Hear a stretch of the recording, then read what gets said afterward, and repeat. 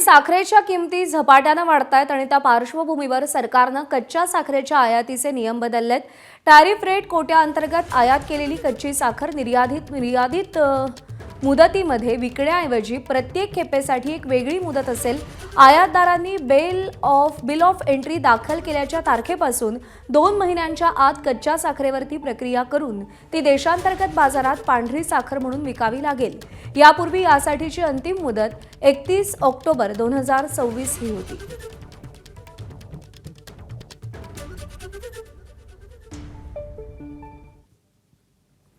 दरम्यान साखरेच्या टंचाई आणि साठवणुकीवर सरकारचं कोणतंही नियंत्रण नाही अशी टीका काँग्रेसचे प्रदेशाध्यक्ष हर्षवर्धन सपकाळ यांनी केली आहे।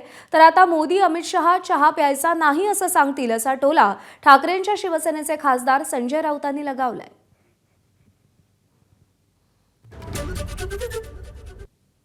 मोदी सांगतील चहा पिऊ नका, अमित शहा सांगतील चहा पिऊ नका, काही करू शकतात हे, चहा सोडा सांगतील ना। चहा हे गुलामीचं लक्षण आहे सांगतील, चहा पिणं हा देशद्रोह आहे बोलतील। पार्लमेंटला सुद्धा चहा बंद करतील लवकरच ते, चहा प्यायचा नाही देशद्रोह आहे, हे करू शकतात तसं। चहा मागला चहा पिऊ नका बरं का, आम्ही रात्री काय प्यायचं ते पिऊ, पण जनतेने चहा प्यायचा नाही, अशा प्रकारचा एखादा अध्यादेश येऊ शकतो। ॲक्ट आणला मोदीजींनी, आल्या तो इसेन्शियल कमोडिटी ॲक्ट कुठेतरी रद्दबदल ठरवला।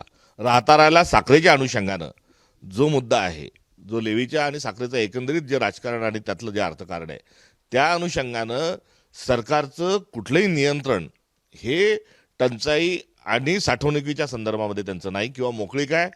मुठभर उद्योगपतींचं आणि मुठभर लोकांचं भलं करण्याकरता सातत्याने ते धोरणं ठरवत असतात, नियम बनवत असतात, आणि त्याचाच फटका हा साखरेच्या 50 रुपयावरून आज रोजी 80 रुपयावर आणि उद्या 100च्या वर जी साखर जाणार आहे, हे त्याच एकंदरीत मोदींच्या भ्रष्टाचाराचा तो भाग आहे।